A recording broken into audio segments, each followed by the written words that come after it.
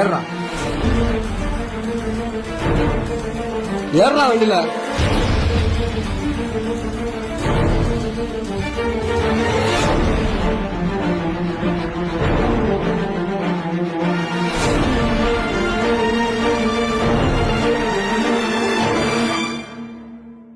இறங்குடா.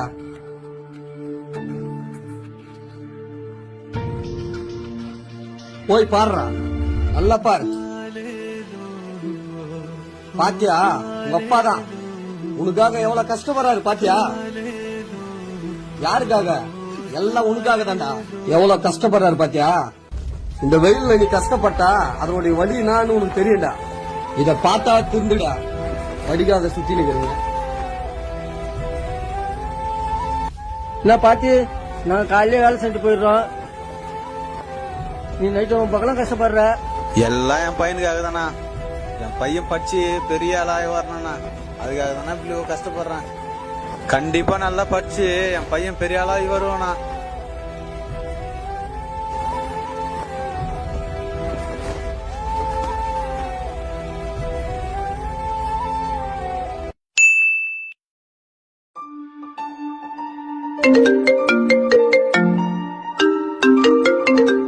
ஏய், வச்சுனே இருங்கடா, போயிட்டு வந்துடுறேன்.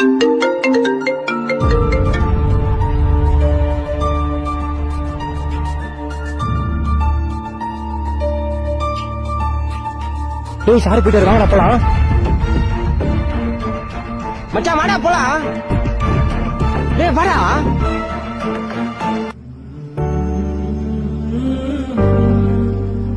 வாடா போலாம். நான் வரல மச்சான், நீங்க போயிட்டு வாங்கண்ணா. என்னடா இப்படி சொல்ற? இல்ல மச்சான், எனக்காக எங்க அப்பா எவ்வளவு கஷ்டப்படுறாரு தெரியுமா? எனக்கே நேத்து தானே தெரிஞ்சு அந்த வெயில்ல எங்க அப்பா கல்லு தூக்கி கஷ்டப்பட்ட அந்த வலி. நேத்து நான் அதை பார்த்து என் கண்ணே கலங்கிச்சுடா. நான் எங்கேயோ வரா மாதிரி இல்ல மச்சான், நீங்க போயிட்டு வாங்கண்ணா. இன்னொன்னு சொல்றேன், உங்க வீட்டுல அப்பா அம்மா இப்படிதான்டா கஷ்டப்படுவாங்க. அதை பார்த்து புரிஞ்சுக்கின்னு நீங்களும் நல்லா படிங்கடா.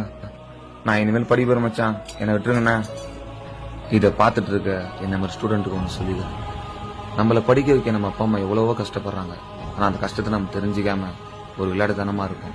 என்னைக்காச்சும் ஒரு நாள் உங்க அப்பா அம்மா கஷ்டப்படுற இடத்துக்கு போய் பாருங்க, அதோட வழி நான் உங்களுக்கு தெரியும்.